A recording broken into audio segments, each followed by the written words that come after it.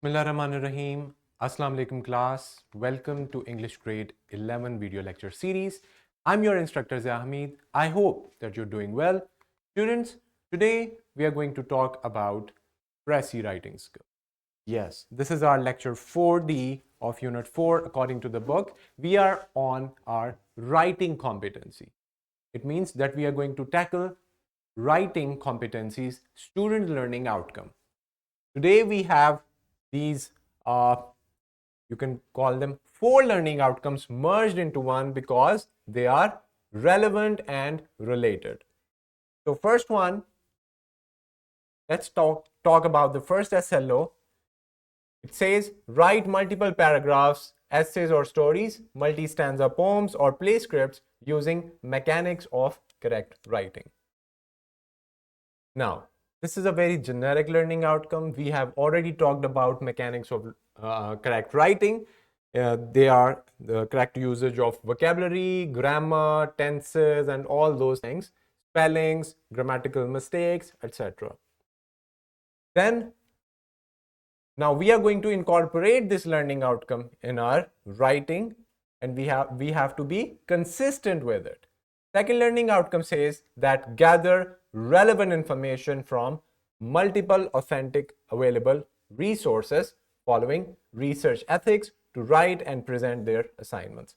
Now students, when we are given assignments, any topic or subject to write upon and to submit it, we actually do a lot of research. What is research? How can we do it? What are the different resources? Or we are going to see them. Just a hint of that. Otherwise, research methodology or research skill is a topic on its own. So we will slightly touch this one as well in order to make basic generic assignments that you are usually given. All right. Now, after this part, this student's learning outcome asks you to develop Pressy writing skills. We are focusing on Pressy, and the second learning outcome here is also about writing Pressy effectively. So they are same, and we are going to tackle them as well. We'll see what is a Pressy, how can we write them, and we will also see some examples as well. Students, what is Pressy?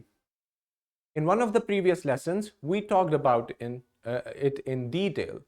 Pressy is the shortest version of a text. It is like summary, but we give title to it. This is 1/5 or 1/6 of the original length of the passage of the original text, and we just write the main things. It is even shorter than a summary. Now, here let's talk about the first learning outcome, writing multiple paragraphs. Now students, if you remember, we need to incorporate our understanding of tenses, spelling, sentence structure. We are going to take care of parts of speech. We are going to take care of punctuation and capitalization. And we already know that the first sentence of the paragraph is actually the topic sentence, the hook. And then we have supporting details that are supporting the main idea. And then we have the concluding remark or concluding sentence. Now, if you follow the same way, we can write multiple paragraphs using the mechanics of correct writing, which you are very well aware of. Now, this is an example. The title is The Importance of Exercise. Now, if you are given such kind of a title to write a paragraph on, first you will start with a very general statement, then you will become specific. This is called general to specific rule, and we have talked about it already in one of the previous lessons. Exercise is crucial for maintaining good health and well-being. Now, this is our topic sentence, and then all these sentences are in support of the main idea, the claim which I made, which is exercise is crucial for maintaining good health and well-being. Now, why it is said and how it is going to be proved, let's look at the supporting details. Engaging in physical activities such as walking, jogging, or swimming helps strengthen the heart, improve circulation, and boost overall fitness. Regular exercise also reduces the risk of chronic diseases like diabetes and obesity. Obesity means fatness, the fat uh, and overweight. The overweight people who are overweight, they are obese. All right. Additionally, it enhances mental health by reducing stress and anxiety, leading to a happier and more balanced life. Incorporating or including exercise into your daily routine can result in numerous health benefits and a better quality of life. We concluded our paragraph here with a very good summary and a very good conclusion and a result as well. Now, students, you must have noticed that the sentence structure is very much clear. We also used our transitional devices or words. We took care of different punctuation marks like here. For separating a list, we used comma. We capitalized the first letter. We made our sentences crisp, short, and to the point. So all these mechanics of writings must be followed when you are writing your multiple paragraphs. Now you can, by the same method, you can extend this paragraph into a whole essay. By making a slight change in the title, you can talk about it in a detailed way. You can write descriptive essay containing multiple paragraphs.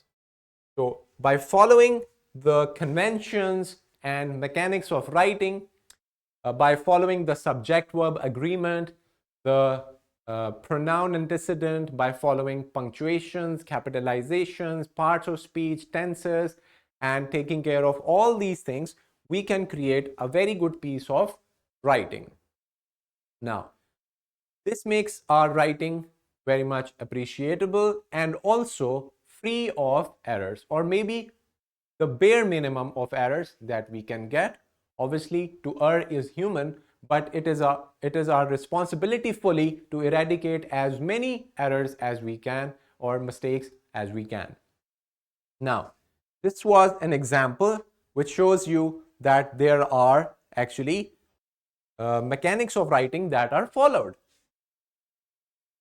All right. Next, we have another example. Here is our title for the passage, The Benefits of Reading. Now, reading books offer a wide range of benefits beyond just entertainment. Our topic sentence, it can improve vocabulary, enhance comprehension skills, and stimulate mental activity. By immersing oneself in different genres and authors, readers gain new perspectives and knowledge. Moreover, reading regularly can reduce stress and provide a sense of escapism from everyday challenges. Whether for pleasure or learning, reading remains a valuable and enriching activity. This is our concluding sentence. So we followed actually, if you know about it, there's a very interesting method, the burger technique, where the uppermost one, the first part is your topic sentence, then all the ingredients in between the burger are actually your supporting details, and at the end, the last one is your concluding sentence. So by following this hamburger technique or burger technique, as you can call it, you can create a very good, successful paragraph. Now, if you extend the topic into various paragraphs, you can create multiple paragraphs. So now, students, it's time for you to choose a topic and then start writing on it. You can write freely, you can follow the mechanics of writing, you can follow the process approach of writing as well, which we have already learned about. All right, here is another example. You can read it by yourself, point out the topic sentence, supporting details, and the concluding sentence. All right, students, what is research? What do we do when we are given an assignment, maybe a topic or a project to do? Now, students, first of all, we need to understand the statement of the project or the title or the topic of the given assignment. After understanding that, what do? We are falling into the pre-writing stage or pre-writing step of process approach of writing. We will start brainstorming, we will generate ideas about that topic, and so on. So first of all, we will make an outline for everything that we want to include in the assignment. We can make step-by-step outline. We should know our sources. We should consult books. We can take internet help from the internet via different kinds of blogs, articles. We can take news stories, news articles. We can take articles from magazine. We can take our linguistic dictionaries and thesauruses. We can consult different kinds of sources or research papers. So, and we can also have digital media, social media as a source for getting dates, but the digital media overall is very much reliable. So you can consult Encyclopedia Britannica and other sources. Then you will learn to use advanced research techniques. Yes, there are a lot of advanced research techniques and tools that you should know about.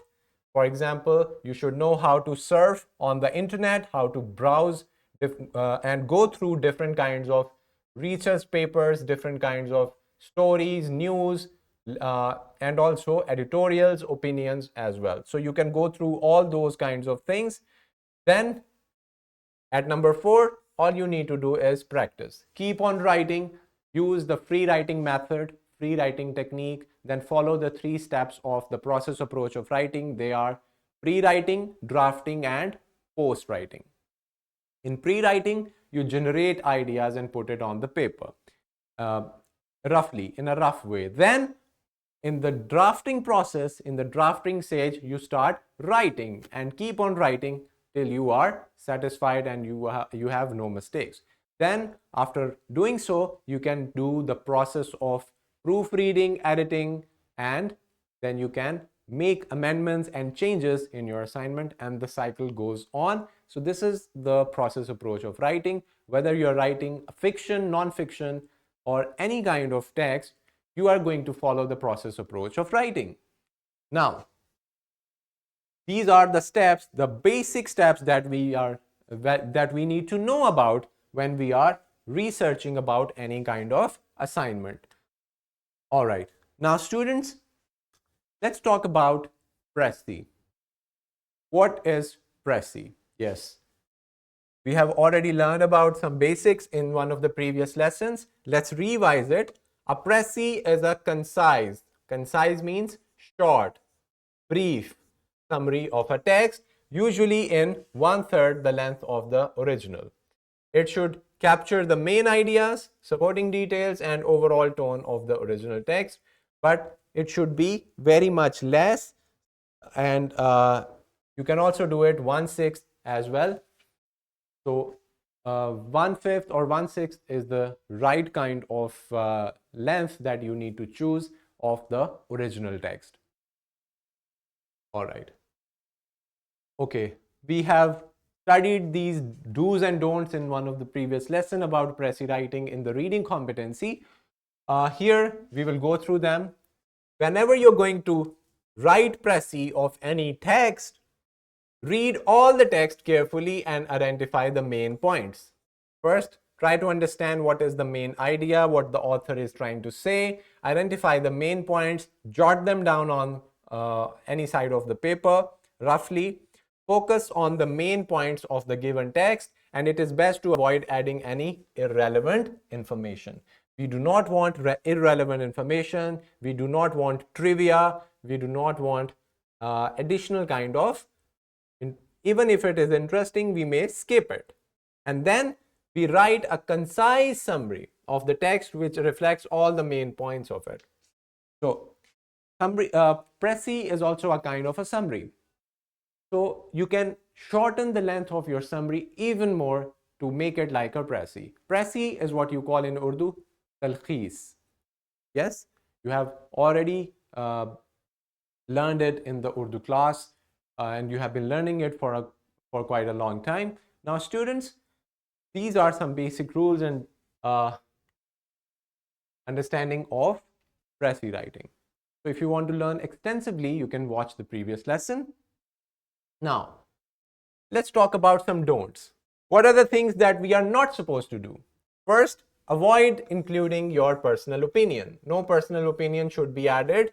Rewrite or summarize the entire text. Avoid adding any superfluous or any additional kinds of details. These are the basic things that you need to follow.